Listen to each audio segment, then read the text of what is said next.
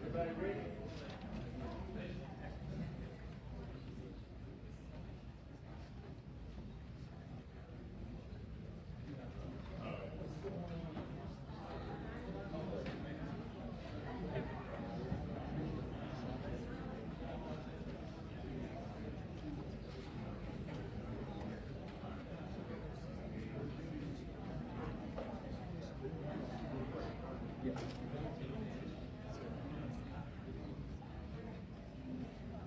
All right, if I get everybody to come to order, we'll go ahead and get the meeting of the Greenville County Legislative Delegation quarterly meeting started here tonight.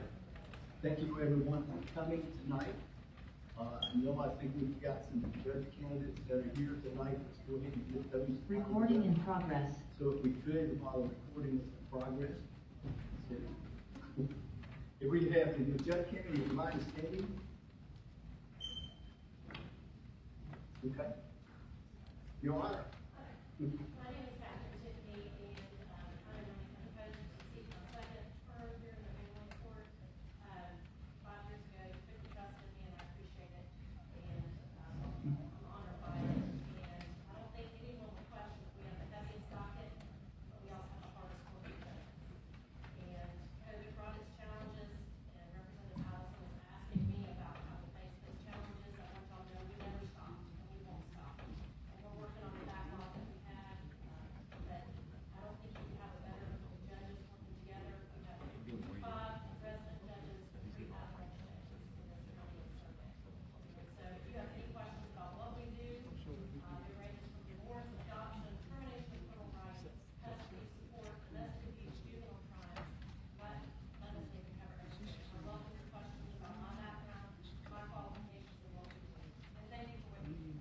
Thank you, Judge Tiffany, and thank you for your service. Yes, ma'am.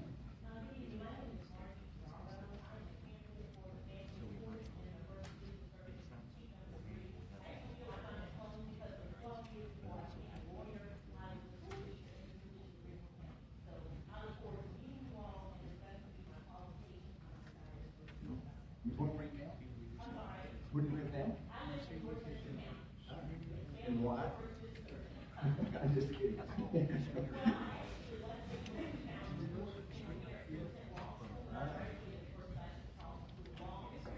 had all intentions of coming back to Greenville, but Somerville just kept calling me, and I'm practicing for about 30 years. Nice to meet you. Welcome. Thank you for coming. Yes, ma'am. Hello, my name is Polly Wall. I am from Johnsonville, South Carolina. I don't know if you've ever heard of it, but it's not It'll be Bronx, right? just about as far away as you can get from here, but it is in Florence County. And I am running for Family Court seat in Florence County, seat number 3 in the 12th District Circuit. And I look forward to meeting you. Thank you. Thank you and welcome. All right. And with that, I didn't see any other. Judge Kennedy's back here in the back. Hello, my name is Heath Taylor. I know I've spoken to a number of you over the past couple of weeks. I am a candidate for Circuit Court Judge in the First Circuit, which is Calhoun, Orangeburg, and Dorchester counties. Been practicing law for about 23 years come November. And look forward to getting to know y'all a little better as this process evolves. And if you got any questions, I'm happy to answer them. But otherwise, again, I look forward to speaking to you a little bit more. I know a lot of you prefer to do all that in January when you get back. And again, thanks for having me. And look forward to seeing you. Yes, sir. Thank you for being here. Yes, sir.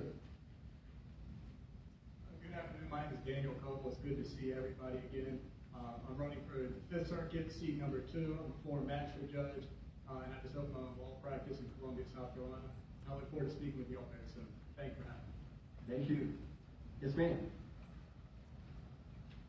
Hey everybody, I'm Kate Westman Ushery. I'm running for the state seat that Daniel's running for. It's the Fifth Circuit. It's the seat currently held by Judge Casey Manning in Circuit Court. I'm a former prosecutor for many years in private practice, handling a variety of cases at civil wise now. In addition to little criminal defense, I'll be here. I look forward to. I've called Recording stopped. and I look forward to talking to you. stopping on me, so it means to stop talking. But I'll be here to answer any questions, afterwards if y'all have time. Thank you. Yes, sir. Yes, sir. Recording in progress. Thank you. Good evening to y'all. I am Kevin Hall. I am the third candidate for the same seat with my two friends here. This again is the 5th Judicial Circuit, seat number 2. Judge Manning has served for many years in Columbia, so we all call it Casey's seat for the most part. I've been practicing 32 years in Columbia. I've had the pleasure of meeting several of you, many of you over the years. Look forward to spending more time with you in the weeks ahead. And I look forward to answering any questions y'all might have when we have more time to get together. So thank you. Thank you all for coming. With that being said, I think it's an appropriate time now to have the invitation. Senator Tom Corbin, would you please lead in the invitation? Let's pray. Heavenly Father, we thank you for this opportunity to come together to do the business of the state. Father, we pray that you will give us wisdom and guidance, that you will guide our hearts and minds to know what is right and the courage to do it. Thank you for everyone who's come out tonight, God. Forgive us for our sins as we forgive those trespass against us. In Christ's name we pray. Amen. Amen. Please join me in the Pledge of Allegiance.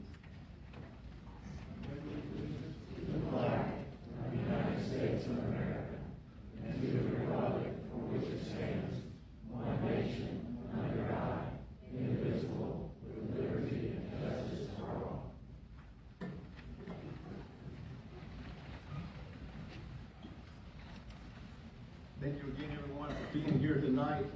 With that, we will move down to our first order of business with the approval of minutes of the July 12, 2021 regular meeting. Do I hear a motion? Motion made and seconded. Any discussion? Seeing and hearing none, all those in favor of the approval say aye. All those opposed nay, and the ayes have it. Brings us down to our next item of business is correspondence to the Secretary. Ms. Bennett? We have a few thank you notes and then passes around. Okay, thank you very much. Okay, and that brings us down to the boards and commission appointments. First one up is the Greenville County Medical Examiners Commission. We have one vacancy and 2 applications. Mr. Burns, I believe this is your committee. Yes, sir, yes. We met earlier in the summer, and both of these candidates were passed on without objection with a unanimous vote, so they're both up to make a decision. Okay. Do I hear a motion to that effect? You want to take them individually or as a group? We have one vacancy and 2 seats here, so are you ready to take it out? Mr. Chairman, I'd like to nominate Tim Crane. We have a nomination of Tim Crane. Yes, sir. These are for voting on, right? No nominations here, okay? So these are for appointments. Okay. Okay. All right, so these are up for appointment. Thank you, Mr. Talley.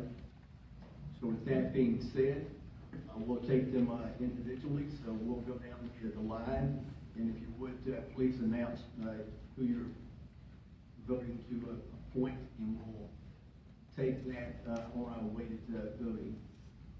So, Mr. Burns. Senator Loftus. Crane. Senator Allen. Senator Turner. Senator Talley.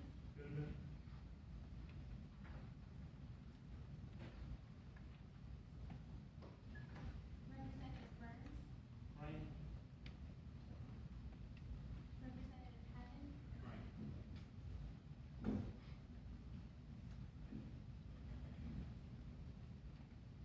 Representative Elliott. Representative Miller. Representative Robinson. Representative Smith. Tim Crane. Representative Trantham. Representative Chung. Representative Hudson. 95%, Mr. Chairman, 4 to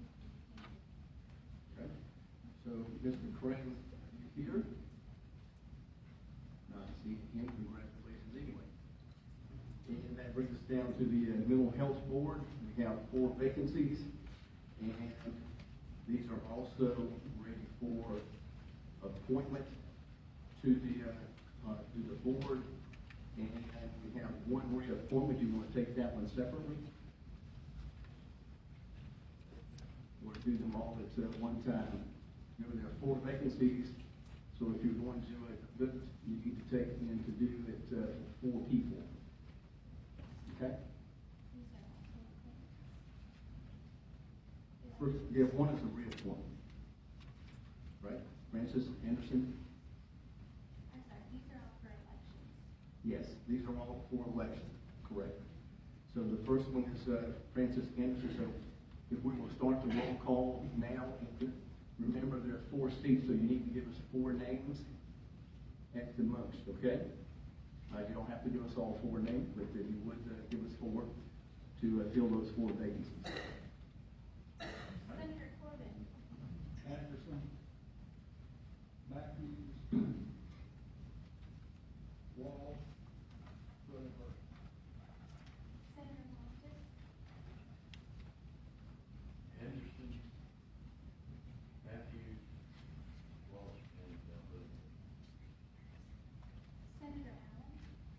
Anderson, Matthews, Walsh, Wood. Senator Turner. Anderson, Matthews, Walsh, Wood.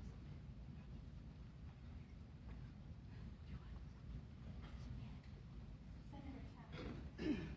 Anderson, Matthews, and Walsh.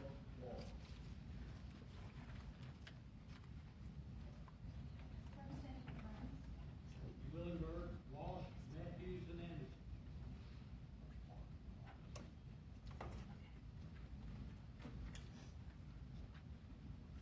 Representative Patton. Anderson, Matthews, Walsh, Willenberg.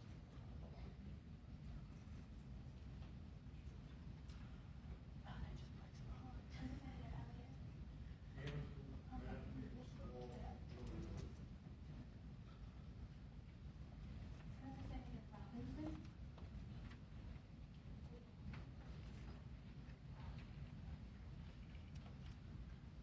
Anderson, Matthews, Walsh, Willenberg. Representative Smith. Anderson, Matthews, Walsh, Willenberg. Representative Trainer. Anderson, Matthews, Walsh, Willenberg. Representative Chumley. Anderson, Matthews, Walsh, Willenberg. Representative Ellison. Anderson, Matthews, Walsh, Willenberg.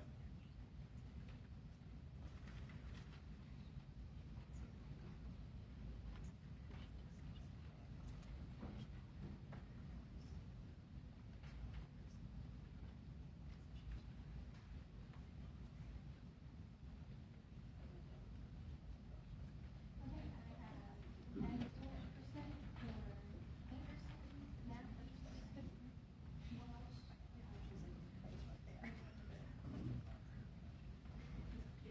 Yes, ma'am.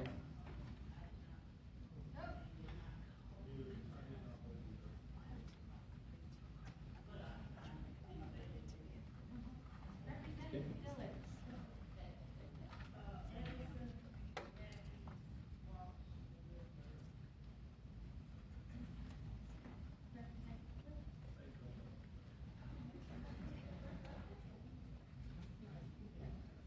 Thank you. I apologize for the overlook.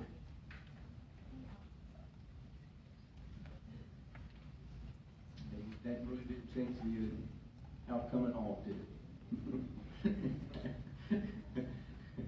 So I'd like to congratulate Francis Anderson, Alex Matthews, Edna Walsh, and Kelly Willenberg for their appointment to the Greenville Medical Health Center Board. Are you here? Either of those here?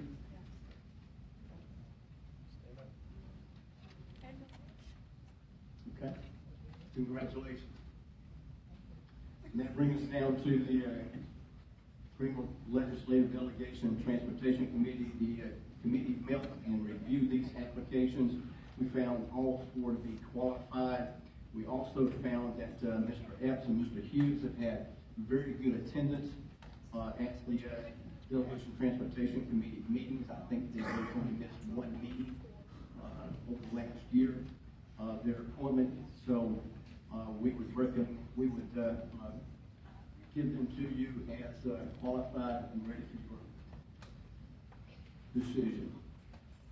With that being said, there are 3 vacancies. So if you would, while we take the roll, we will do that. And if you would give us 3 names, up to 3 names, and we'll get started from there. Ms. Finney? Senator Corbin, Yes. Hughes. Eichler.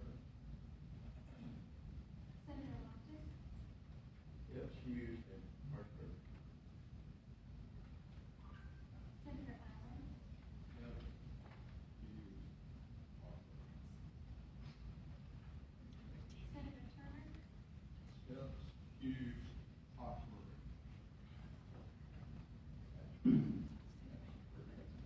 Senator Talley, Yes, Hughes, Ashford.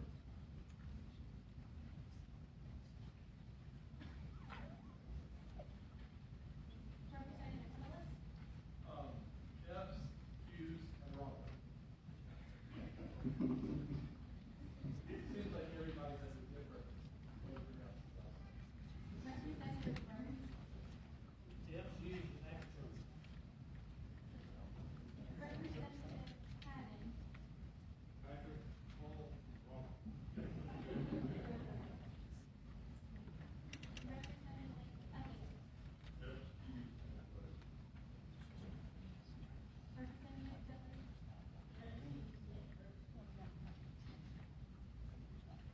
Representative Robinson, Representative Smith, Epps, Hughes, and Exberger. Representative Clinton,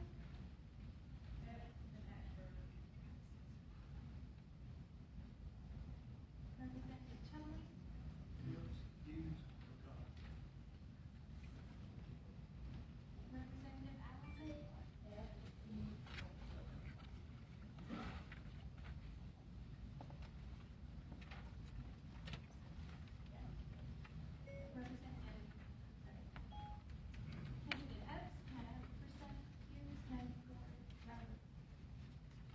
98%, no.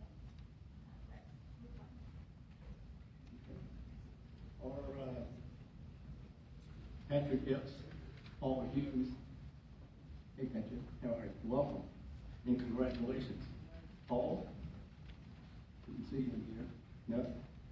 Robert Exberger? Robert, you here? Red Ricardo? No? Patrick, again, thank you for your service, and we look forward to having you make good decisions on road issues in the future. That brings us down to the Committee on Municipal Affairs, Greenville Health Authority Board Trustees nominations. Mr. Burns. Chairman Smith, we met on September 30th at 2 o'clock here in this building, and we had a unanimous recommendation from the committee to seat these 3 that came over as nominations from the Greenville Health Authority. And I would add to it that we're, just for off the record, we're working through a discussion brought to us by a couple of our members of maintaining a certain level of diversity on this board and I guess other boards. And in particular on this board, I've spoken to President Liston at the Greenville Health Authority regarding the wishes that came out of that meeting and some of the facts that came out of that meeting, and I want that to go on the record as well. But all 3 of these people were passed on unanimously, okay, for consideration. Thank you, Mr. Burns. And we have 2 vacancies on the at-large and the 1 vacancy for the Lawrence, the at-large. Yes, sir, Mr. Allen, Mr. Allen. Thank you, Mr. Chairman. Mr. Chairman, I want to commend the chairman of the committee on, in particular as it relates to this group and his listening to those members that have concerns and his willingness to work with them. Thank you. Yes, sir. Mr. Chairman, also, Ms. Hardaway is out of the area, and Mr. Young is not able to be here in a meeting in Lawrence County tonight, but I believe that Dr. Williams is here, and I'd like him to be recognized as a candidate if he's here. If he'd stand, there he is. Welcome, Dr. Williams. Thank you. With that being said, do I hear a motion? So moved, second, okay. And this is for all three, is that correct? All three. All right, and these are also elected, correct? These are not nominations, correct, or is this for nominations? To elect, okay? With that being said, you got three vacancies, three applicants here. These are nominations from the GHA board. Mr. Chairman, I'd move we just elect these by acclamation, please. All three of them at once. I'm just about to get there, Mr. Burns. Thank you very much. Just trying to speed the meeting along, it's getting late. Thank you, sir. Thank you. I can use all everybody can. With that being said, all those in favor say aye. All those opposed, nay. And the ayes have it. And that brings it down to the nominations process on boards and commissions, which we first one up is the county state agencies. This has to do with the Foster Care Review Board. We met and considered the Patricia Bowens for her appointment. This is a appointment. This is a nomination for tonight, and we found her qualified. Do I hear a motion?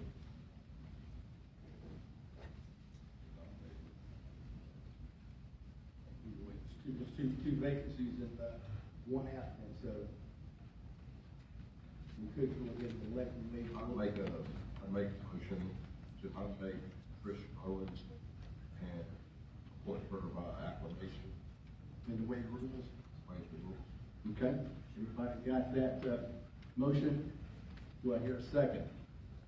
Got a second? Any discussion? Seeing hearing none, all those in favor say aye. All those opposed, nay. Ms. Boyd, are you here? Congratulations. We will get you a notice in the mail. That brings us down to the Committee on Medical Affairs, Municipal Medical Affairs, the Junction Chapel Fire District. Mr. Burns.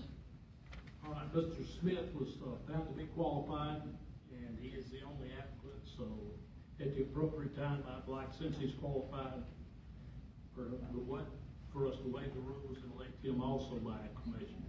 Okay, we have that motion, we have a second. Any discussion?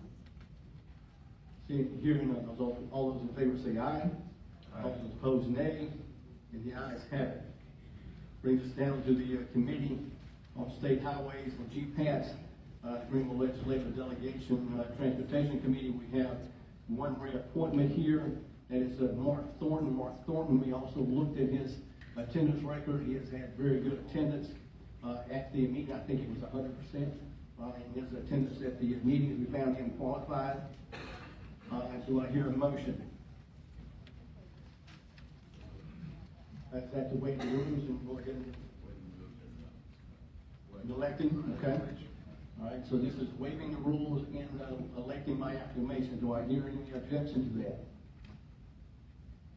Seeing and hearing none, so ordered. Next one is the Greenville Spartanburg Airport Commission. We have one vacancy and one reappointment. Ms. Valerie Miller. Valerie has also been on the board for, I think, 7 years now, and has done a very, her attendance has been very good there, and this is up for reappointment. Do I hear a motion? Mr. Chairman. Mr. Chairman? Yes, sir. Oh, go ahead. I'll yield to the chairman. I just saw Senate accepting this, but I'll yield. See what he does. Okay. It's the Alan yields to Mr. Burns. I wasn't gonna take his thunder away, I was gonna yield to him, but we'll do the same thing together. We'd like Ms. Miller, since she's qualified, that has a good record over there. We'd like to waive the rules and, elect her by acclamation also. Okay, do I hear a second? Second. Mr. Allen seconds. Do I hear any discussion? Do I hear any objection to the unanimous consent request? Hearing none, so ordered. Congratulations, Ms. Miller. That brings us down to the Greenville Transit Authority. We have two vacancies. We have a reappointment here, and I think that is it. Yes, okay. No other applications for it. Ms. Adelaide Matney and Amanda Warren. I think Amanda has been a fairly new appointment to the board. I think it was her first year. She had very good attendance. Adelaide, Addie Matney, and everybody knows her as Addie, has been on the board for a while. One of the things that she has been pushing for, and she's had very good attendance, has been the whole idea that they have used and using their data and so forth to kind of guide them through this whole process of where they can put their priorities and focus. So with that being said, we found her qualified, as well as Ms. Warren qualified, and for your consideration. Do I hear a motion? Yes, sir, Mr. Allen. Thank you, Mr. Chairman. Mr. Chairman, I would move that we accept these two as nominated, and that we waive the rules and elect them by acclamation. Okay, we have a motion and a second, unanimous consent to go ahead and elect these individuals. Do I hear any discussion? Yes. We don't have any.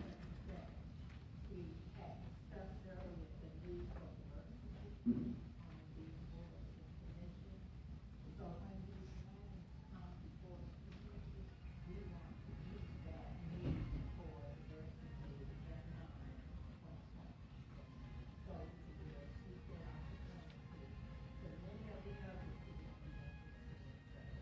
Yes, ma'am. Yes, ma'am. Any other discussion? That being said, unanimous consent, does anyone object? Seeing here none, so ordered. And that brings us down to the liaison committee with the Greenville County School Board, Mr. Loftus.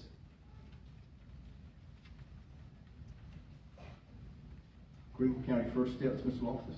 We have four vacancies. Fill me off here. That's okay. For nomination. We're nominated, Yes, yes, sir. nomination. Yes, sir. The committee met earlier, we found that, Andrea Washington, Corey Dowell, and Deborah Lantier, were all, qualified, and that we reported them out as qualified, at least qualified to be appointed. Okay. Do I hear a motion? There are four vacancies and we have three applications. Nominate all three. Okay. And you want to wait the rules or just not?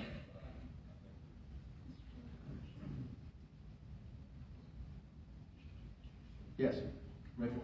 Two of them should be the second members of delegation, or there's two members can be set, but then we have two house. So house members and the senate members. So the Senate members have two. So the Senate needs to take and vote on two, and the House needs to vote on two. Right, we still have another vacancy, so one will be a short one. Okay. So which are these, did they apply for a Senate appointment or a House appointment? Did it apply that way? Two applied for House and one applied for Senate. Okay. Mr. Chairman, Yes, sir, Ms. Allen. my understanding of what the secretary is indicating that the Senate would only vote on one of these, because two of them For House. applies for the House. Yes, sir.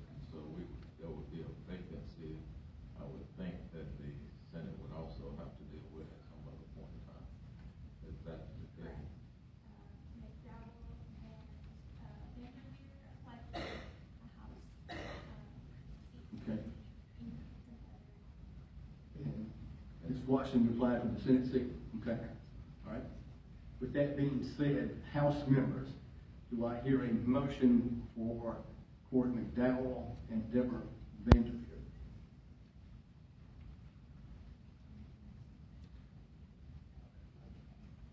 Okay, Mr. Willis makes a motion that we nominate these two. If you want to break the rules, you can go ahead and elect them by acclamation by unanimous consent.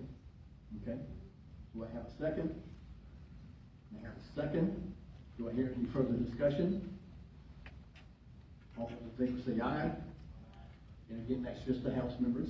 All those nay, like nay. And the ayes have it. Ms. McDowell and Ms. Vanderbilt are elected by unanimous consent. Senate members, Andrea Washington, do I hear a motion?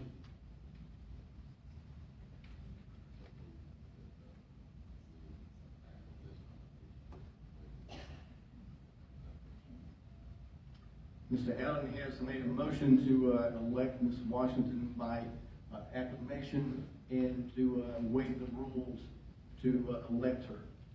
We have a second. Any further discussion? Seeing and hearing none, all those in favor, Senate members, aye. All opposed, nay. And the ayes have it, so ordered. That brings us down to the Regional Education Center Advisory Board, Mr. Loftus. Mr. Chairman, we have 5 vacancies and 2 applicants here. Renee Bacon, Diversity Inclusion Partner at the Prism Health, and James B. Hamlet, Principal of the Cyber Risk Analysis Group in Greenville. And so we found both of these to be qualified, meet the qualifications, so we reported them out favorably. Okay, so we have 5 vacancies, we have 2 applications. Do I hear a motion? Mr. Yes, Chair. Ms. Robinson. I move that Ms. Bacon be elected by acclamation. Ms. Bacon has been nominated and has requested that she be elected by acclamation and would waive the rules. Do I hear a second? All right, we have a motion and a second. Any further discussion?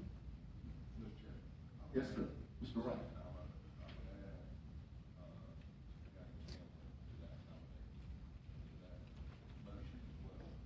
Okay, Ms. Wright, do you accept that?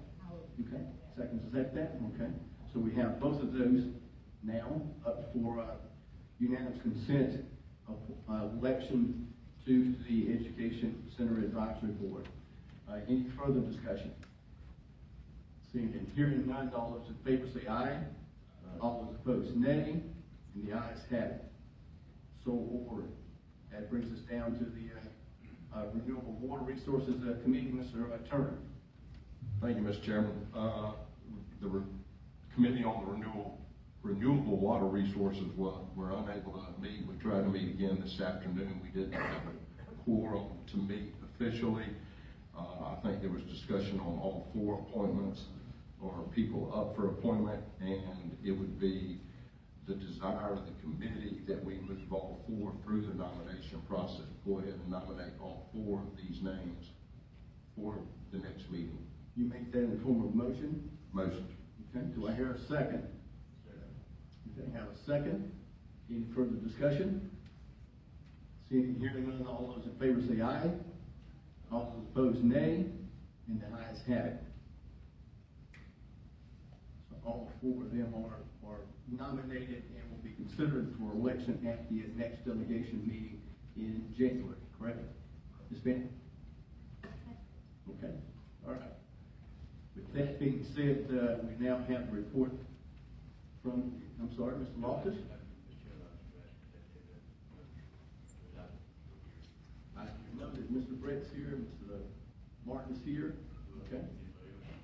Phyllis? And Tom, you're here, okay? All right, thank you very much for your interest. Yeah, and thank you, JD and Tim, for your service. That being said, Mr. Cox is not here. Do we have anyone from the ad hoc committee on park funds here that will take this up? You see the park request, Mr. Willis? The park committee met last week,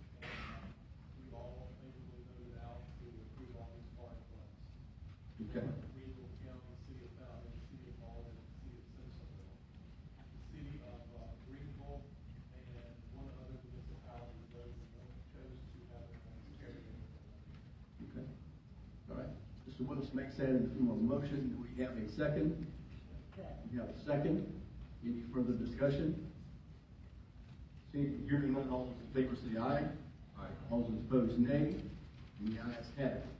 Thank you very much, Mr. West.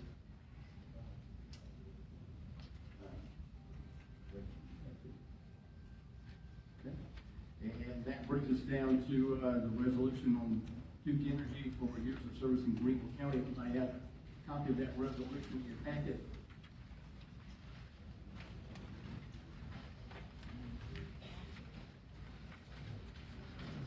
I have that with you.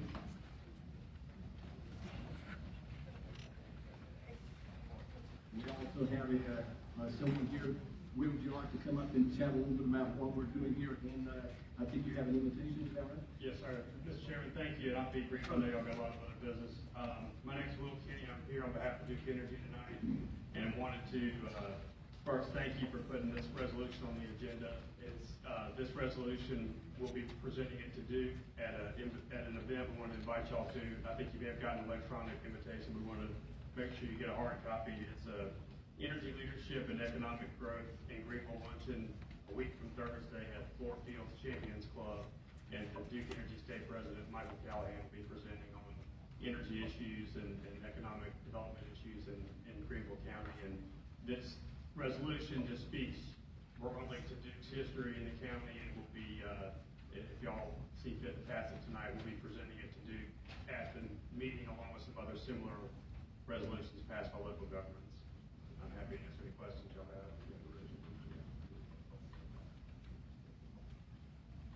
Thank you, Mr. McKinney, very much. Any questions, Mr. McKinney? Mr. Chairman, I make a motion that we approve this resolution. Okay, we have a motion. Do I hear a second? We have a second. Any discussion? Seeing, hearing none, all those in favor say aye. All those opposed, nay. And the ayes have it. Delegation members, thank you very much for your time and work here tonight. That brings us down to our appearances here tonight. And I would ask everyone, because we have such a long list of those who want to speak to the delegation, we would keep it to 3 minutes. There's a time clock up on the wall there. You will see Mrs. Bennett will be keeping that going for us. And if you would just kind of keep up with that and get close to that time, I'll probably give a little high sign and that sort of thing. Ask you if you would also take and remember our rules of decorum. I think everyone who would put in an application to speak for the delegation, we presented them with a copy of that. So if you would, please keep that in mind also. If not, then I will also talk with you a little bit about that. Okay? With that being said, yes, Mr. Allen. Thank you, Mr. Chairman. Mr. Chairman, I know that the Greenville Health Authority is very busy and working, and I just noticed that we did have the chairman of that board up with us. I want them to know that we've seen them and heard them, that they have to leave. Do feel free to obviously leave out on us, but I want to recognize the chairman. I see that Stacey Meadows. Stacey, thank you very much for your service. Thank you for being here tonight. And I think we also have the president of Greenville Health Authority, Phil Listen. Okay, right behind, right, Mr. Listen, you're right behind that third chair. I can't see him. It's kind of hard to recognize both of you with your mask on. I mean, thing that we have to live with nowadays, so right, Stacey? Yes. I understand. Yes, sir. I understand totally. Thank you very much for your service, Mr. Mills. Appreciate it very much. Any other? Okay. Seeing here none. Our first presentation is by Angela Hurst. Angela?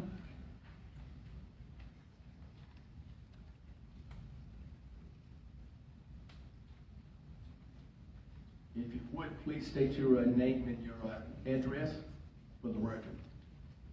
As you come up, all of those who are coming to speak to us tonight, can do that, please. Good evening, Senators and House Representatives of Greenville County. My name is Angela Hurst, and I am the President and CEO of an organization, Step by Step Ministry Go Project, located at 1225 Pendleton Street, Suite 6, Greenville, South Carolina. My organization provides housing to formerly incarcerated women who are in homelessness, as well as our agency provides outreach to formerly incarcerated men, women, and their families, including their children, at our reentry services center on Pendleton Street. We have found, and we have data to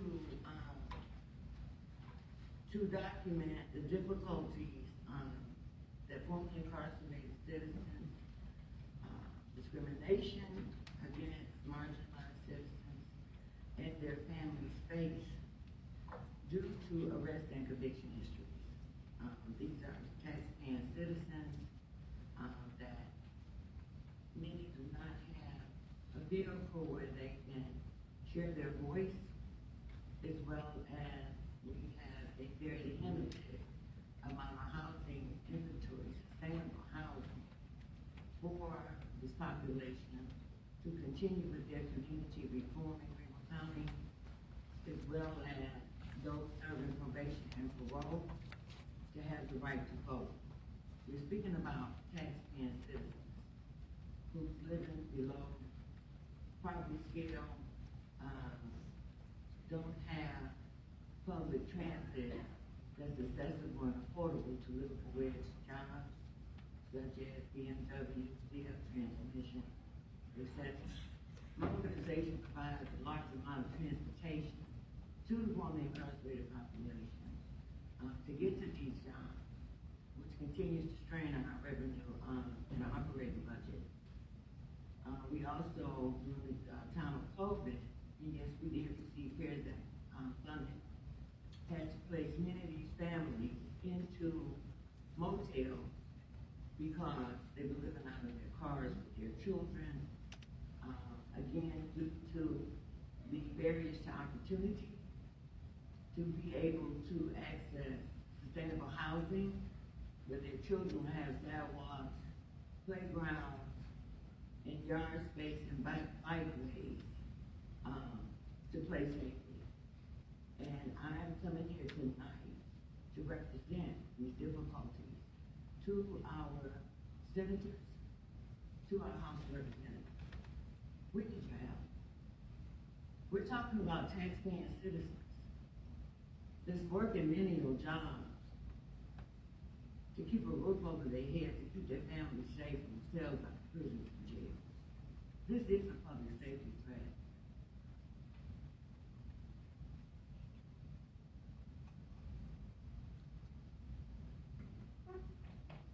Thank you, Ms. Hurst, very much. Appreciate you being here tonight. Appreciate your comments about those who are in need, particularly those who are incarcerated and who have served their sentences. Any comment, any question from the delegation? Yes, Ms. Robinson and Mrs. Dillon. Thank you so much, Mr. Chair. I have visited that facility on a number of occasions, and I can tell you that they do a marvelous job. They provide a wonderful service to our community now. Thank you for coming and presenting your case today, and I am sure after hearing you that hearts will be open and minds will be elevated to begin doing more to help these individuals. Thank you so much. You're welcome, Representative. Thank you, Ms. Robinson. Ms. Dillon? Thank you, Mr. Chairman. I just echo Representative Robinson's comments, and I want you to know, I want to encourage members of the delegation to have a visit over at Ms. Hurst's organization, which is located in the west end of Greenville, and House District 130. And I want you also to know that she has been advocating on behalf of these women and their families for 22 years. So you may not, this might be your first time hearing about the organization and the work that they do, but I met this young lady in 1999, and she has been an advocate in the community and is doing a great job. So thank you. Thank you, Ms. Dillon. Ms. Grantham? Thank you, Mr. Chairman. I hope it's okay if I call you Angel. Yes, ma'am. I know we probably can't dig too deep into this because there's a lot that goes into what you're providing to the families. There's one thing that we could do that would make the most impact. Can you just give me a quick answer? What would that be? That one thing that I believe will make the biggest impact is, access to, public transit, to the livable, places of work, so that they can make these wedges, to have to not live in their vehicles with their children, and to live in these drug hotels, that they have been subjected to. They would also subject them to going back to prison, as well as these children's lives being at risk for random shootings, sex trafficking. I mean, it's just an array of difficulties and issues for an individual to be able to community reform without the essentials that they need. And that's the beginning, Ms. Grantham. That access to public transit to get to the livable wage jobs. Thank you. You're welcome, thank you. Is my time up? Or did you start the clock? We can talk for a long time, but I would like to have, and I open up my, heart to welcome you all to come down. It's cool, Senator Allen, as busy as he did invite me to his office. But it shouldn't just have to be the weight on Senator Allen's shoulders. We are a collective Greenville County. And we want those who are coming to live here to make Greenville their home to feel proud and feel good, as we said about the pledge of allegiance to the flag, with liberty and justice for all. These are taxpaying citizens, and their lives can, be reformed and rebuilt. I'm a living witness. I'm a former incarcerated citizen. Well, thank you for your being here tonight. Thank you for your service. Thank you for what you do in the community. And I look forward to seeing you. Yes, ma'am. All right. Next on our list is Nicole House.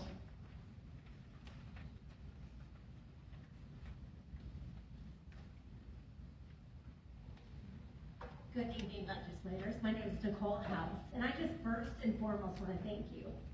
I'm holding a suicide ID badge. There were 10 children. Ms. House, could you give us your address? Oh, yes, I would like to. Thank you. Yes, my name is Nicole House. My address is 112 Stonecrest Road, Paris, South Carolina, 29650. Thank you. Yeah, go right ahead with your badge. Okay. So I just want to thank you for this badge. Senator Talley had helped us, Representative Cox, and you voted for this. There were 10 children, and I repeat, 10 children that have lost their lives. I'm an Army veteran. That means a lot to me. I've seen my friends, my counterparts take their lives. We're living in a pandemic, and we've had a lot of things happen since it started in 2020. And I would like to speak tonight on behalf of Greenville County School District, as I have a lot of experience in trauma recovery. I'm a business owner, Army veteran, and I have 2 teenagers. So more importantly, mental health has increased in K-12 since the pandemic started. This is crucial to formally address that children are struggling to learn, falling behind, being isolated from their peers through contact tracing and DHAC, and series of disruptions in the classroom. This is impacting our children's ability to learn and their emotional health. This year, there are unwarranted and extreme DHAC protocols that are not supported with data and medical evidence. The DHAC board making these decisions does not appear to be even maybe following the term limits. Why? However, the level of control DHAC has over our children is daunting. The school district even asked DHAC to revise their protocols as the county found out that 95% of the children quarantined did not have positive for COVID through close contact tracing. DHAC disregarded the largest school district in the state. Why? This is data. This is medical evidence. So what we are noticing is that with close contact tracing, children are being sent home from 10 days, sometimes up to a month. Parents are struggling then to stay at home with their children, if they're under the age of 12, quarantined and miss work and be in jeopardy of losing their jobs. Children have fallen behind dramatically in academics, and we have witnessed extreme issues of fear that is brought up by isolation. and bullying children who are not vaccinated. The emotional damage is my greatest concern, as 95% of the children are healthy. So why then is this happening? The school district is losing millions of dollars with the absences. Greater Greenville Mental Health is operating in a deficit. I've done some advocating for them too in the past and working in these extreme cases, as private insurance is not reimbursing for student counseling. And more importantly, that I've witnessed South Carolina insurance not even investigating. $1.4 million was paid out for many children experiencing anxiety and depression. However, only almost $200,000 was recovered. So why is that? Thank you. Thank you, Nicole.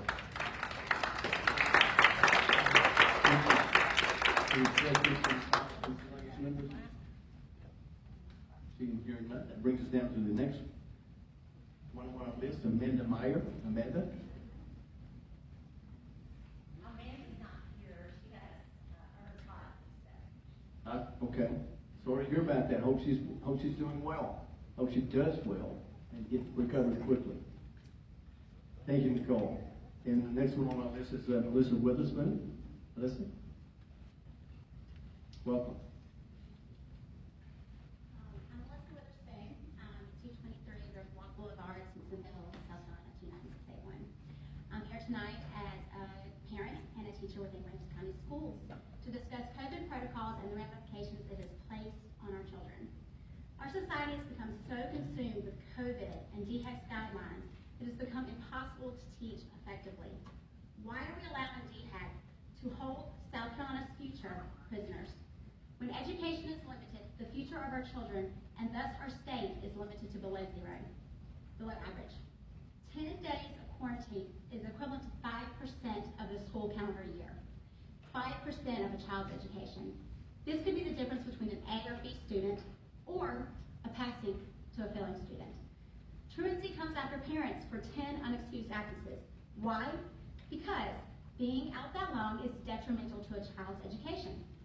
It is proven that 95% of students in quarantine remain completely healthy while receiving little to no education. A student could potentially need to quarantine more than once. Google slides and work packets are not even close to instruction they receive from a teacher live. We are short on teachers and substitutes, so interventionists that were hired through the COVID CARES Act are being used as subs. They're not being able to do the job that they were hired to do, and that was intervene. Keeping a line of 25 students 3 feet apart is equivalent to standing on a goal line of a football field to the 25-yard line. There are many terms in our schools. The social distancing ideology is unsafe, as teachers cannot see the whole class in line during transition. We are seeing behaviors that you would typically see out of a preschool classroom in third graders due to COVID protocols. The last normal school year third graders had was kindergarten. Our second graders do not even know what school is even supposed to look like. More kids are having to be referred to counselors and psychologists. We have to keep pushing and quit being fearful. Having people wear masks takes away facial expression and speech recognition and clarity. Teachers aren't able to see confused emotions or recognize needs hidden behind these masks. The emotions and physical effects of children wearing masks could be devastating for our future and to society because it's limiting the development of their communication skills. Our education system fails our students by keeping them out of what used to be normal, live school and activities. Then the long-term effects will only diminish the future of our communities. Students are years behind, and furthermore, do not know how to interact like they should. We are failing them, and for what reason? There is no longer a life and death. This is no longer a situation about life and death of individuals, the life or death of our future. As this has become a political charge, and our children are the arrows. Our public education continues to slip into a dark place. Teachers aren't leaving the profession because we're scared of COVID. They're too afraid to speak out and go against the grain. They don't want to be blackballed or lose their jobs, so they find another profession instead. Please help end these COVID protocols. Nelson Mandela stated it well. Education is the most powerful weapon for changing the world. And Lyndon B. Johnson stated, education is not a problem, it's an opportunity. Let's stop creating problems of our students, and our communities with the overabundance of protocols. And let's give them back the opportunity to be equipped for a brighter future. Thank you.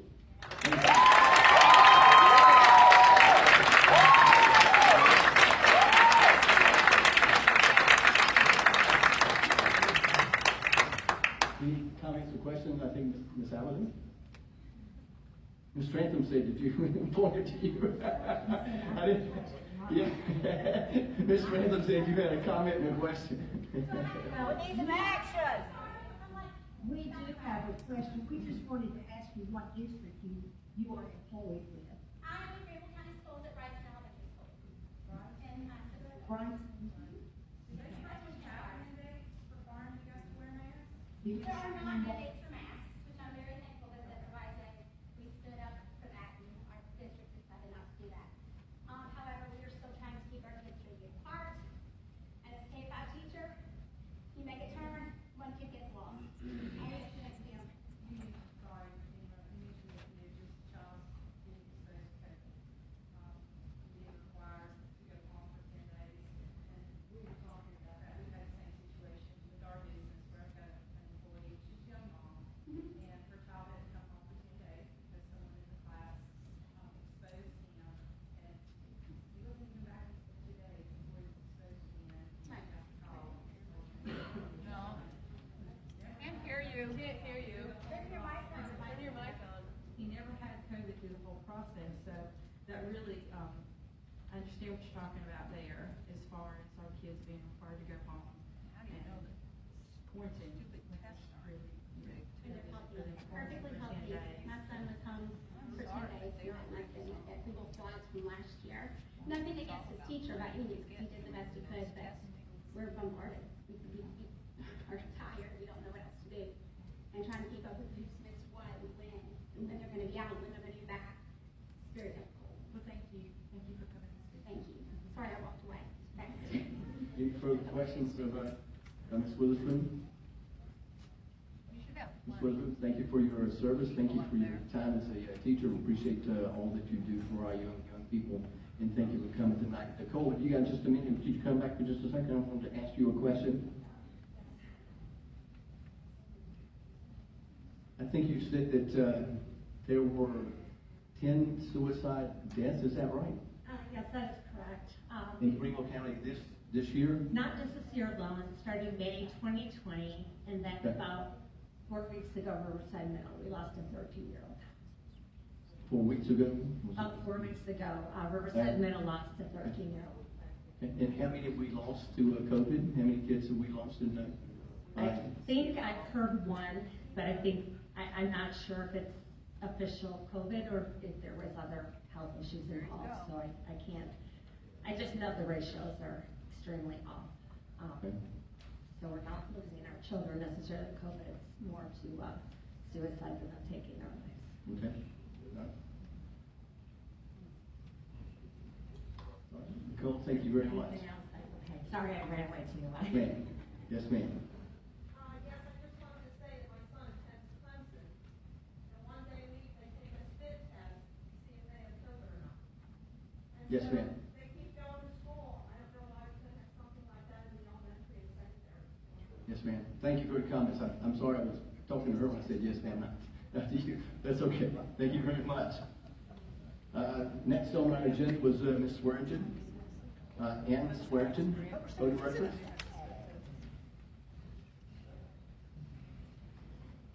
And Swearingen, 127 Dove Haven Drive, Simpsonville. Welcome. Thank you. As usual, I'm here to address the constitutional carry law. I appreciate the fact that most of you voted in favor of the latest constitutional carry bill. However, I was very disappointed that so many so-called conservatives would vote for H39 colon. Of course, the bill you ultimately passed was clearly not what was needed. It was more a step back, not a step forward. Thanks to that bill, my gun rights can be restricted now by local cities and municipalities. Yes. In fact, many cities across the state have already voted and passed similar ordinances. Why most of the questions must be all be so complicated? The Second Amendment is very short and simple. So why does every bill that comes up regarding this situation have to be pages and pages of unnecessary rhetoric? Last June, when the latest bill was being voted on, I watched this on my phone. seen so much wasted time and so much discussion that was totally unrelated. It was just absolutely a waste of everybody's time. Since the majority of you are Republican and were elected with the platform of your gun rights and pro-life, why is there such opposition to these two matters? With both houses of Congress being majority Republican, why is there such a problem getting legislation on these two matters so hard to get passed? We voted for you to get into the office because we believe you supported us in our beliefs. So where is your vote?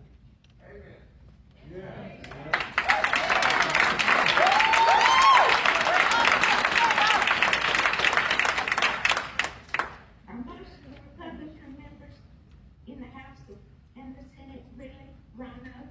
In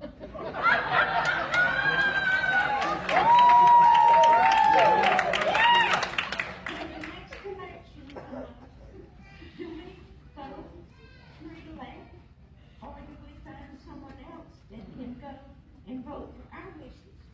Change is always hard, but now it appears that it's going to be necessary in both the Senate and the House. Thank you.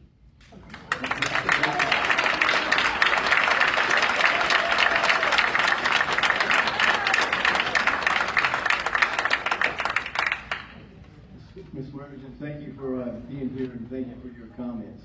Appreciate it very much. Any questions, any comments? Yes, sir, Mr. Corbin. I have a question. Ms. Worthington. Ms. Worthington? Ms. Worthington, do you have a question? No, Ms. Worthington, I represent District 5 on Greenville and Spartanburg, and I was co-sponsor of the constitutional carry bill. And if you were watching the proceedings that day in the Senate of those multiple days, did you see when we put an amendment up in the Senate to attach constitutional carry to the House bill? No, sir, I did So, not. well, we did. We tried to get constitutional carry passed in the Senate. We lost by, I believe it was 4 votes or 6 votes. So that'll tell you who the rhinos are. Okay, a lot of us voted for it, and we appreciate you coming and advocating for our Second Amendment rights. Appreciate you so much, and we'll keep trying for constitutional carry, so thank you. Well, thank you very much. I appreciate your efforts. And I do know that a lot of you did vote in favor, but sometimes the bill gets so complicated that it takes a lawyer, which most of you all are, to even be able. There's a few of them up here, but not, most of us aren't. I know a lawyer, I'm a farmer. Oh, well, that's good. I'm not gonna point any of them out.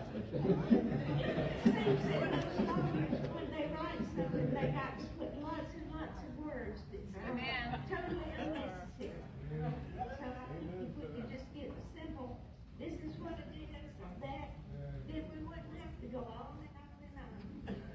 Rather, if we did. Thank you, Mrs. Swearings. Appreciate your time and comments.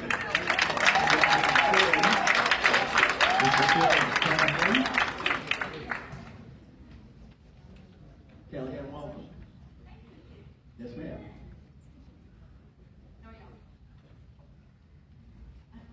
This is my first time here, so give me my address, right? It's 214 River, 29681. I'm sorry, I didn't catch that. Did you? You got it? Okay. She got it. All right. I think she had it on your. Somebody did it.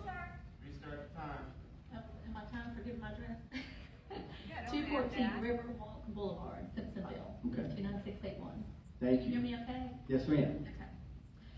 All right, so my name is Michelle Callahan. I have 2 daughters at Malden High School, 9th and 10th grade. I'm just here as a parent and to share my perspective on parental freedom of choice and our rights.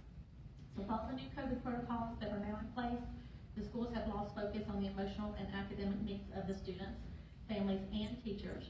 With the DHEC contact tracing protocol that was implemented in August, it has become challenging for high school students and their families to keep the students in school.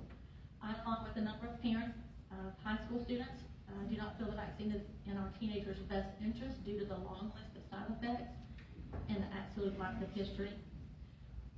When a parent decides not to have their child take the vaccine, but comes in contact with someone who has COVID, they then have to quarantine for a minimum of 10 days, likely more. And so a healthy student who is not vaccinated is identified as a higher threat in contact tracing and is quarantined, whereas a vaccinated student is not quarantined. The problem with this is that vaccinated students still are getting COVID. So then, why are those who are not vaccinated being quarantined? I've heard of some families vaccinating their teenagers just so they are not penalized and kept from school. This is against the parents' medical freedom and wishes. Yet so many parents cannot afford for their children to miss more days of school as they've struggled academically last year and fell behind, especially in math and foreign languages. I've witnessed neighbors, lots of neighbors actually, healthy children being sent home from school due to contact tracing. And guess what? They remain healthy. This may very well be because most of us have already had COVID and our antibodies are likely sky high over the vaccinated. Yet antibodies are not taking into effect for some reason.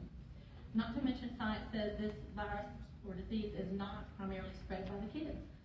So now I have also been told that Greenville County school district does not agree with the contact tracing, as a new study shows that 95% of students being sent home from school are healthy and do not have COVID. If our students need to be in school for their academics or with their peers for emotional support, then why is DHEC ignoring that 95% of healthy students are being sent home? Greenville County Schools District is very data driven, and I have been told that are sharing this with DHEC. So then what is DHEC's agenda? Why do they say that all teenagers should be vaccinated? The children in Greenville County should not be penalized and kept out of school if they decide a vaccination is not in their best interest. Our children have been falling behind academically since March 2020, and with this control over and overreach that they have over our families, our students are experiencing anxiety and depression. Our legislators need to rein in DHEC's control and come up with some checks and balances. DHEC should not have unilateral decision-making for the healthy students and their access to an in-person education, period. We are losing America as we know it. The folks that are trying to force these masks and vaccines on others should be ashamed. Our freedom of choice is quickly fading away. We the people are standing up, and we implore you to stand up for the kids and America's freedoms. Thank you.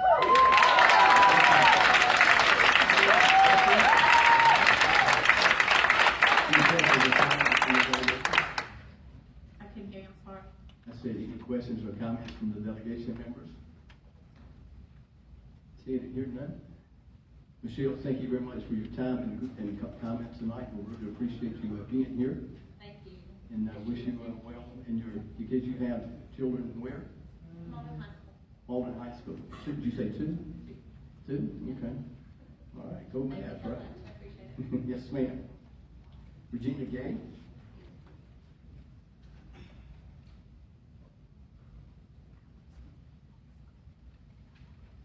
I'm Regina Gay. I live at 11 Slow Creek Drive in Simpsonville. I'm talking about the push of technology in the classroom, and I don't know if it's completely due to COVID, but I know that it's definitely been an additional catalyst. Last year, we moved back from being 2 school years in Korea, and so we moved back to the area. We don't know anybody. My kids don't know anybody. We enrolled them in Bethel Elementary School. They're supposed to be going to school maybe one day a week. One of my kids did okay with the virtual, but she was done with her school within like an hour. And they're supposed to be doing things on the computer. My then 3rd grader was seriously struggling. There was no end in sight for when they could go back to school. It was literally the entire day. Her husband can't go to work, watching the kids, trying to teach them, pulling her hair out. We pulled them out of Greenville County and put them in a charter school that was in person. Things did much better. We're back at Bethel this year because we're in person, and we just had parent-teacher conferences. I'm asking, why do the kids need their Chromebooks charged every day? Why are they on their computers in the classroom? Isn't that the point of being in the classroom, to be taught by the teacher and not by boards and movies and games? That's what we did last year, and what doesn't work. And so the teacher actually said she's on board, she doesn't want to do it, but the district is pushing her to say, no, we need to do this. I understand testing is often on the computer. I don't think anybody here grew up on a smartphone, or I remember in middle school learning how to type with a little tissue over your hand. The kids aren't even taught those basic skills. They're supposed to be working on a computer, and they don't know how to type. My son is failing his virtual math because he said 4 plus 2 instead of 2 plus 4, and that counts as wrong because of however the program is created. Or he puts a space, or he just did a slightly different program in the way it wrote it. And he's like, why did I get that wrong? And it's demoralizing. And the same thing with the testing in schools. We get sent home a report of math, you know, they got a 95. Well, great, he missed one problem, and we know it's number 3, and he put a C instead of a B. I don't know what he's being taught. I don't know what he missed. I don't know what we're supposed to work on. How are we supposed to do that? And the teacher said we're not allowed to send the test material home. What are we supposed to do? I have to take time out of my work day to go to the school to go look at the material my kids are learning? That's completely unreasonable. Are you going to reimburse my employer for my lost hours since I have to come to school? It just doesn't make sense. The teachers are having to perform, as other people said, they're supposed to have work for in class and then for kids out of school. That's not their job. If people want to be in virtual school, there are already online schools that they can enroll in. The teachers should be having to make 2 completely different curriculum. Ms. Walden, you have a question? I have a question.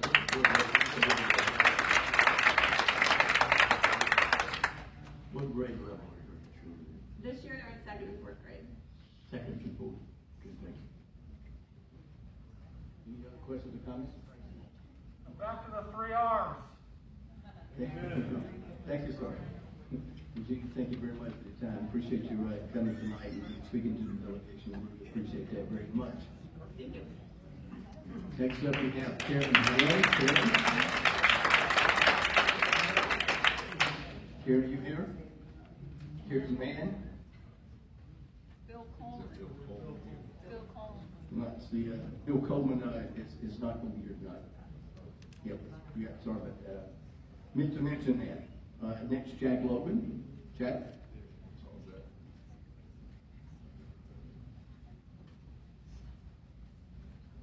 Mr. Chairman, my name is Jack Logan. I live at 5051 Old Augusta Road in Greenville, South Carolina. I was unaware that the state of South Carolina had a domestic violence registry. A friend of mine asked me if I was looking to see if his name was on that registry. But when I looked, I was shocked. And people on that registry for a lifetime, just like the Supreme Court asked the state lawmakers to review another registry, and gave y'all enough time to review it. When you see people on the registry with 3rd-degree domestic violence, most of them that's a misdemeanor. Those people should not be on the registry. I don't know. I'm asking y'all if y'all will go back and look at that to prevent a lawsuit that happened on another registry in this state, where the Supreme Court asked all lawmakers to go back in to amend that law. Because most of you lawmakers, I hope you believe in second chances. When someone pull up the registry and they see men and women on that registry, and what's shocking, just say if I was on that registry, every woman or a man or whoever they accuse me of battering, your picture is on that registry that many times. And that's crazy. To have a person on that registry that many times. But I'm asking y'all if y'all would go back and look at that registry. Some of y'all are attorneys, and the registry never should have been there. Now, I can understand if it's aggravated and the man go from woman to woman to woman or whoever they beat up. Well, yes, but to have people on there for 2nd and 3rd degree for life, that is, if you go in that registry, you'd be shocked. You may know a lot of people on that registry that's in your community, and I haven't looked to see if any lawmakers are on the registry. But people who live in a house with people, there's no 2 people that live in a house together without having a disagreement. And when some law enforcement come out there, they will write a citation for domestic violence. And those kind of people should not be on their registry. There are a lot of people on that registry that should not be. And it needs to be looked at by lawmakers. And I ask y'all to inform the other colleagues in the state who serves in Columbia as well, because it's being ignored. Thank you. Okay, thank you, Jack. Which comments or questions from the delegation? Seeing here none. next one on our list is Sarah Mag. Sarah?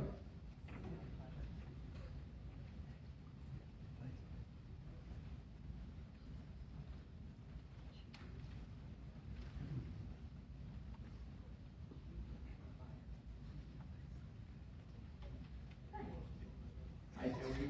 Good, thank you. Thanks for the opportunity to be able to address each and every one of you. On September 17th, at Could you give us your I'm address? sorry. Sarah Mag, 211 Belmont Estates Way, Greenville, 29615. Thank you. On September 17, 1787, delegates left the Constitutional Convention from Independence Hall in Philadelphia. As they exited, Benjamin Franklin was asked, "What kind of government do we have?" "A republic," he replied, "if you can keep it." Ronald Reagan said in his first inaugural address, "And so we began. Let us take inventory. We are a nation that has a government, not the other way around. And this makes us special among the nations of the earth. Our government has no power except that which is granted by the people. It's time to check and reverse the growth of government, which shows signs of having grown beyond the consent of the governed." With that being said, why are vaccine passports being implemented here in South Carolina? Vaccine passports should have no place in any of our businesses, schools, and other establishments. It's a violation of our rights. Why vaccine passport, one may ask? Well, it is to force you to get the social credit. The social credit score is to force you to obey the government. The government cannot deny you food, medicine, access housing, work, travel, healthcare, etc. Ladies and gentlemen, welcome to Communist China.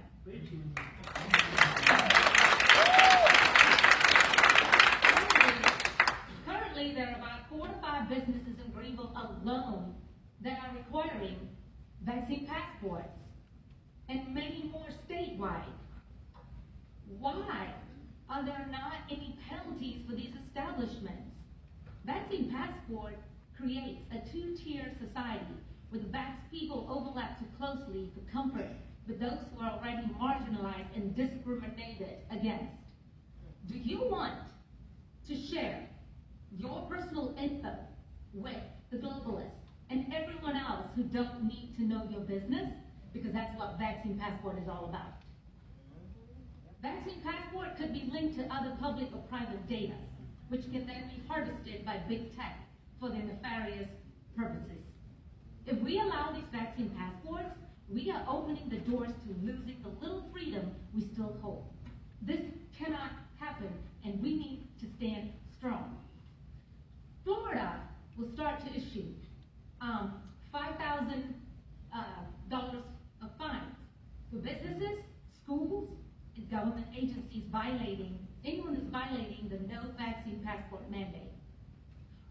You need to start implementing those penalties to stop this now. Look at New York City. Look at California. Look at Colorado. Are we going to be next? That depends on what you are all going to do about it. Ms. Mack, are you open for comment, questions? I'm sorry? Are you open for questions? Yes. Mr. Burns. I want to thank you for being here tonight. I happen to agree wholeheartedly with many or most or all of what you've said. As far back as some of us here, as far back as December of 2020, we began to file common sense bills knowing we were probably going in this direction. Unfortunately, we've gone way past where we thought we would go. We've actually filed bills not to force masks on folks. We filed back in 2020, pre-filed them. We filed bills at that time making it where you couldn't issue a mandate back in 2020. And we're closing out of 2021 now, so I'm going somewhere with this. And just because we have a pandemic going, that doesn't suspend our rights. It doesn't suspend the Constitution, right? And so, you know, we file bills, the right to try bill we have ready to file if we can ever get back in session where any FDA approved drug can be used, even if it's off label. We have the bill sitting on the desk, the $5,000 fine Florida bill is sitting in the pile. We also have filed a bill that would, if you order a mandate from your company, you know, there's no liability on any of these emergency use so-called vaccines. And it would make you criminally and civilly liable if you force them to do that. So now we have a twofold problem. Number one, we file these good bills and we can't get enough pressure and votes to get them passed yet. People didn't believe we would get where we've gotten, and you know, we virtually got out of session with a day or two in June, but on May the 8th or 10th, we've been out of session since then. We've not been able to get back into session to try to get some of these passed. We have what's called the sine die resolution, which prohibits some of this stuff.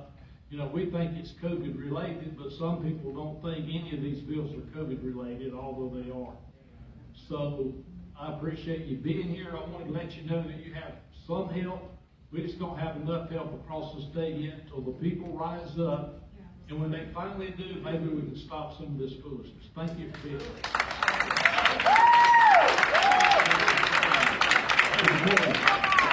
Thank you. I have a question.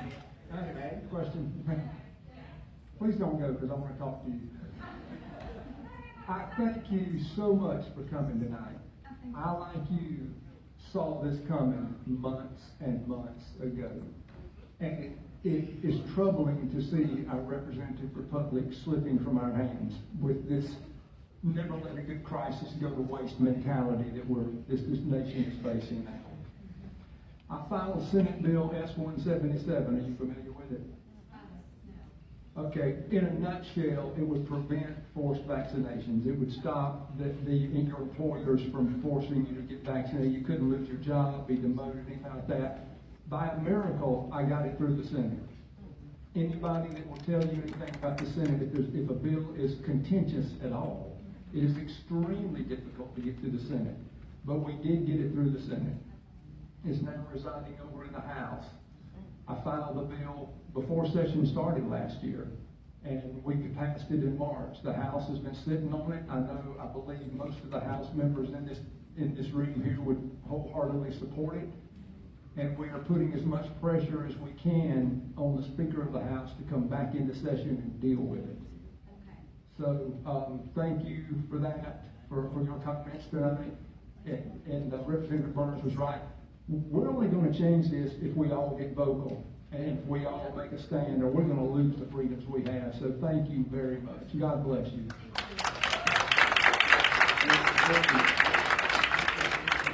Any other questions or comments? No, ma'am. Any other questions or comments? But appreciate it. We got a number of other people we got to take and get to. So with that being said, any other questions or comments from the delegation? Okay. That brings us to Suzanne Pickens. Ms. Pickens, are you here? What's up with that? Ms. Pickens, are you here? Suzanne? Welcome. Yes, ma'am. I'm Suzanne Pickens, 258 Rockwood Drive, Greenville. First, I want to thank you. Very few are willing to serve, and so I am just grateful that you're here and giving us an opportunity to speak with you. We have 3 kids, 10, 6, and 2. The last time our 5th grader had a normal school year was her 2nd grade year. Our 1st grader's last normal year was when she was in 3K. Our 2-year-old has never known a world without masks. With a master's degree in elementary education, experience teaching in a Greenville County school, and a private tutoring business, I am overly qualified to fill in the gaps for my kids, and I have failed them, particularly my kindergartner, my 1st grader, who has lost really critical time for foundations and reading. Being a teacher to your own child is very challenging, to say the least. Those children need the structure of school. There are natural transitions and breaks and social cues that help them stay engaged and on task that you cannot recreate at home. We are nearly 2 years of this pandemic, y'all, with data to show that by the grace of God, our children are largely unaffected by this virus. And yet we continue to stick with this one-size-fits-all approach to slowing the spread. 95%, if you don't take anything else away from this night, 95% of the kids that we're sending home because they've been exposed, they stay well. My children were home for 20 days recently because I was sick. They stayed well the entire time, 20 days, and that was because I couldn't separate from them. 10, 6, and 2, there's no way for me to do that. It's not possible. 95% of them stay well. These kids started off a year behind. They're playing catch-up from nearly a year out of school. But because our school districts follow the CDC and DA guidelines, they are being forced to stay home when 95% of the time it's proven unnecessary. There is value in these three-letter government health agencies, but we cannot continue living under the thumb of their mitigation strategies. Their job is viruses. Our job is to raise healthy, well-rounded citizens who contribute to this community in meaningful ways.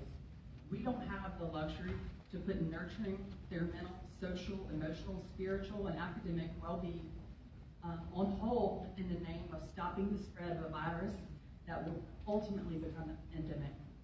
The school I taught in was a Title I school with more than 50% Hispanic students, mostly non-English speaking parents. I think all the time about them and how they're navigating this. The fears and concerns that they must have about their children falling behind. This isn't science. It's not compassion, and it's certainly not common sense. This is an avoidance of liability and accepting a culture that is a fear that is not based in reality.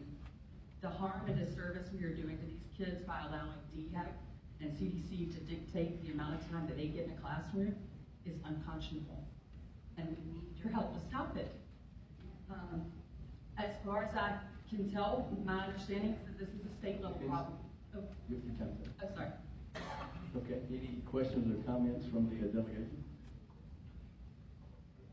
Hey, I got handouts. Can I give them to y'all? Have a handout? Sure. Spin.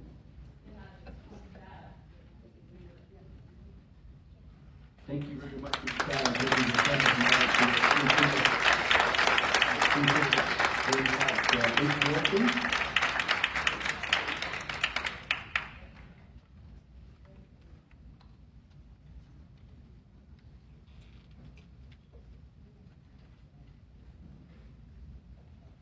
Mr. Wilson, welcome.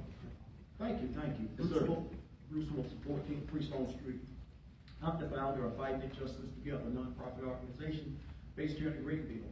Sorry, what was your Fighting Injustice Together. Okay. I'm also a community activist. Lately, I've been in contact, or individuals have reached out to me with a very important issue, and that's sexual assault. These individuals have reached out to me because they have not been able to get their cases prosecuted because of the situation that has been happening here in South Carolina and in other parts of the country. And that's dealing with a backlog of rape kids. And from my understanding, after looking into this a little bit, I believe that with the help of this delegation, that there was a law passed that the governor was able to sign this year dealing with tracking rape kits here in South Carolina. And I have to thank this delegation for making sure that that law got passed. And I'm appreciative of that, because one thing that does is help victims of sexual assault believe that South Carolina, we take it serious, we stand up for you, and we believe in you. And so I want to thank this delegation for that. But there's also another issue with this. In a couple of days, I'm going to be holding an event in a predominantly African American community. And we know that sexual assault in the black community is underreported. And I do strongly believe that the bill that was signed this year by the governor could give victims of sexual assault the freedom, the encouragement, understanding to report it. And that's why I also believe that we need to do a little bit more. We need to make sure that we're standing up for these victims. Give them just a little bit more strength, because this is something serious. And that's why I truly believe and thank this delegation, and also thank the General Assembly as a whole, and the governor for even signing it. But we can't stop with that, because it's too important. When a victim tells me that their case cannot be prosecuted because a rape kit was missing, that's painful. That hurts. Or someone comes to tell me that it's been 2 years and the person that assaulted my daughter is still walking the streets because they cannot go to court because there's a backlog here in Greenville because there's a backlog in a rape case, or rape kits. That's painful. And so when the bill was signed this year, or when the bill will go into effect next year, we know that SLED will be tracking these rape kits. And that's a good thing. But after reading the bill, I also noticed that the General Assembly left out something crucial with this. They didn't give them any funding. So it's one thing to pat ourselves on the back and say we've done a great thing by passing this legislation. But I think we have to make sure that we do the right thing and not set SLED up to fail, because this is too important.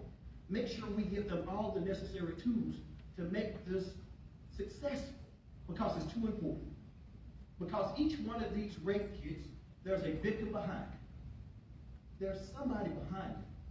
And so it's one thing to say, yes, we passed this law, but let's make sure that the law is successful versus just mandating that SLED takes care of it. I've heard a lot of people talk about mandates. Well, think about this mandate that you gave to SLED.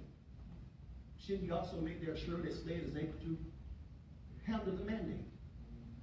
Make sure that they're able to be successful in tracking every rape kit in South Carolina. How can you do it without funding? They're having to request funding. They just asked for $150,000. And I would ask that this delegation, as respectful as it is, to make sure that they don't have to request the funding. Make sure the funding is already there, because there is a victim behind each one of these cases. I truly appreciate the opportunity to stand before you tonight to speak, and I just hope that somehow we can do this. And it's great to be able to speak in front of my officials, Ms. Robinson, Senator Allen, Representative Dillon. It's good to be in the House when you stand up for your own elected officials. So I appreciate the opportunity. And I would just hope that at some point, I know that, you know, you're not in session now, but somebody can look at this. And I do appreciate y'all being able to pass this bill. So we'll please make sure we can get some funding. Thank you very much.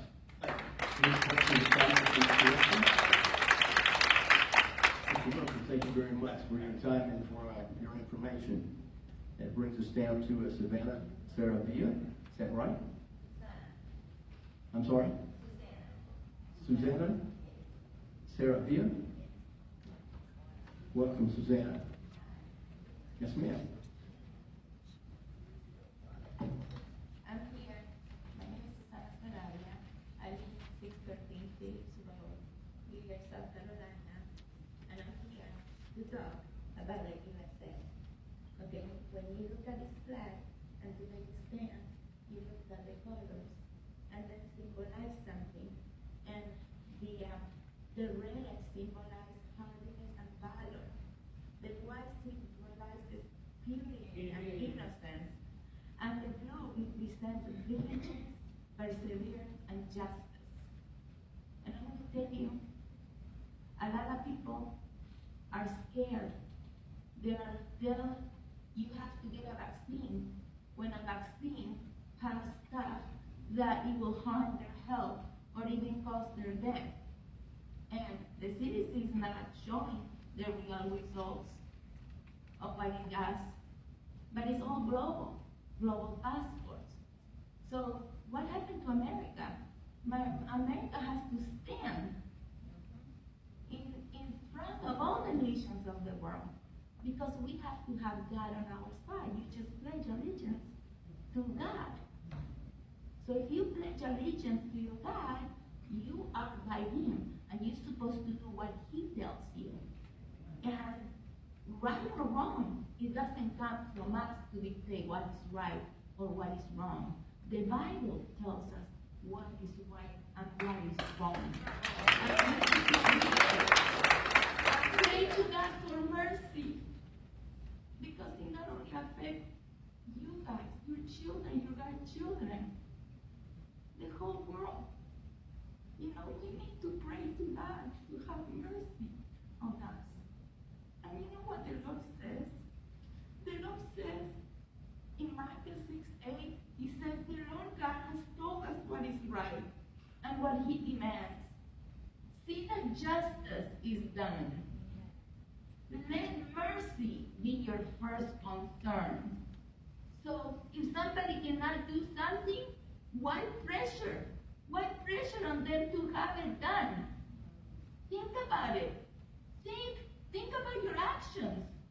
Your actions will determine, you know, what you believe. If you believe in God, and if you believe in justice, then your actions will show. So, and He says, and humbly obey your God.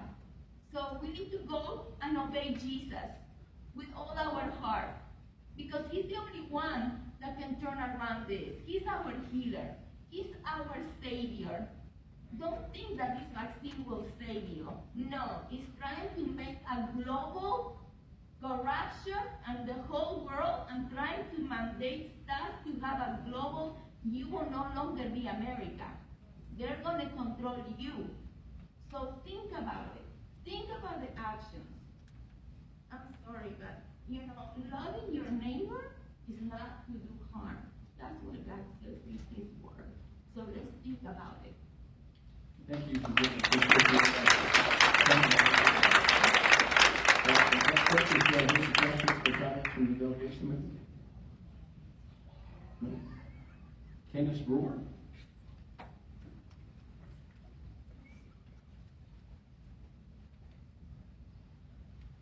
Ms. Brewer?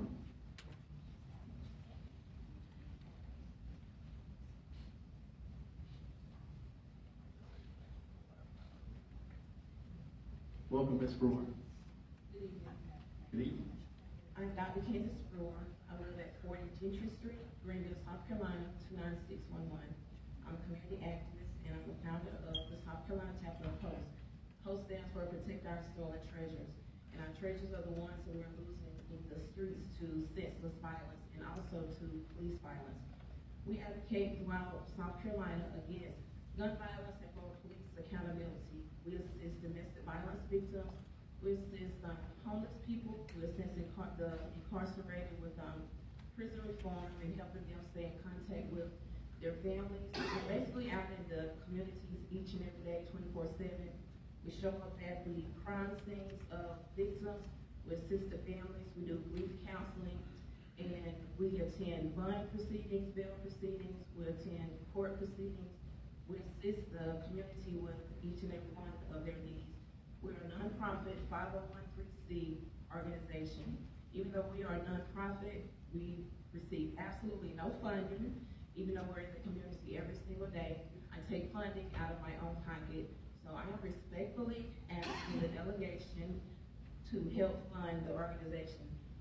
With your funding, it will help me be able to house domestic violence victims, because when they call down, if there's no shelters available, we transport them to a hotel and give them funding.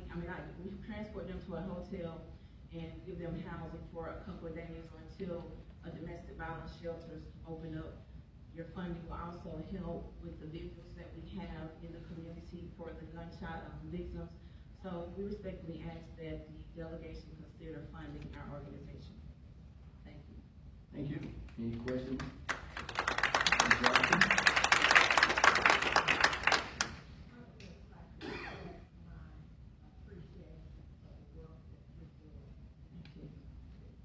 Because we all know that our community, as affluent as we are in Greenville, is really with every day when we turn on the TV, we see stories of shootings. So the work that you're doing is very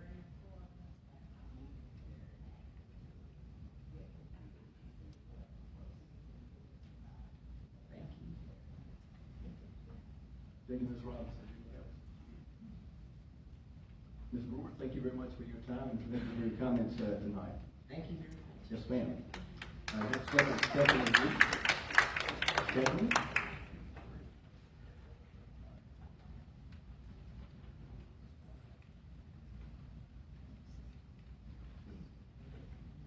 Good evening, everyone. I'm Stephanie Lee, 226 Golden Bear Walk, Duncan 29334. I am a proud American, a patriot, a small business owner, and a wife and mother. And I am concerned about our state, and I'm concerned about our city tonight. We know that school districts get a lot of federal money, and most of them employ more than 100 people. The status of the federal vaccine mandate rests not with the Department of Education, but with OSHA. South Carolina is one of only 28 states in the country that has an OSHA-approved workplace safety plan, which means the federal vaccine mandate could very well apply to our Greenville County schools. McMaster has said he will fight these vaccine mandates to the gates of hell, yet we have not seen any action. I greatly appreciate what I've heard so far tonight about the bills that have already been drafted. And please, if we can get information from you on what we need to do to help mobilize our people to make this happen, that's what we want to do today. I know none of you would be able to live with yourself if a child was vaccine entered, or worst of all, killed as a result of taking this experimental medicine. Let me remind you that we do not have an FDA-approved vaccine on the market right now. The Pfizer-BioNTech vaccine received an extension of the EUA, and the Comirnaty vaccine will not be available at the earliest until January of 2022. Therefore, this is still an experimental medicine. Rachel Walensky herself told us that the vaccine does not stop the spread. She said that on CNN last week, which makes the vaccine at best a therapeutic and at worst causing ADE, antibody-dependent enhancement. This is when the antibodies that the vaccine generated actually help the virus infect a greater number of cells within the body than it would have on its own. Dr. Fauci told us himself that the amount of virus in the nasal cavity of a vaccinated person and an unvaccinated person is virtually the same. We also know that the amount of that virus in your nose is what will determine whether or not you're able to spread it. Considering that we're supposed to be following the science, why are we not listening to these two top scientists and doctors telling us that vaccinated and unvaccinated people spread the virus at the exact same rate? Considering the policies in Greenville County schools that require, as we've heard from so many people, minimum 14-day quarantine if you've had a close contact, how is this not discrimination? The vaccinated children and unvaccinated children are at the very exact same risk. And praise the Lord, as others have said, that this vaccine does not harm our children, yet we are using them as a testing ground for failed policies from a tyrannical president. Safe and effective, really? Are any of us willing to put ourselves on the line for that statement? Would any of you put your livelihood, your home, your retirement on the line to say that these are safe and effective?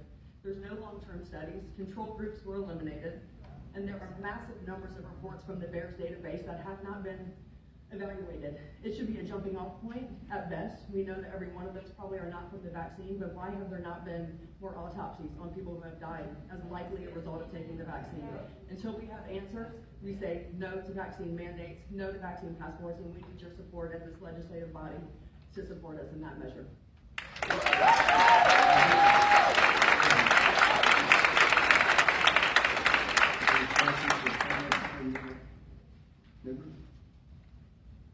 Seeing here and none. Thank you all for coming tonight to address. I'm not on the list, but I emailed her about noon today to speak. Never got any information from her to approve it or disapprove it. Yes, ma'am. The deadline for getting in your request for being on the agenda was when? Thursday? Tuesday of this past week. So apologize for that. We will be happy to take and make sure. Ma'am, if I could finish. Yeah, if I could finish, ma'am. If I could finish. Ms. Bennett, would you make sure that her name gets on the next agenda? Thank you very much. We will have you at the top of the list on our next agenda. Apologize for that. Appreciate you being here tonight. Yes, sir. All right. Thank you all for being here tonight. We appreciate you being here and taking advantage of having your opportunity to take and to have rest and to redress, get your redress with our delegation members. you elected officials. Hope you all have a safe and pleasant night, and God be with you.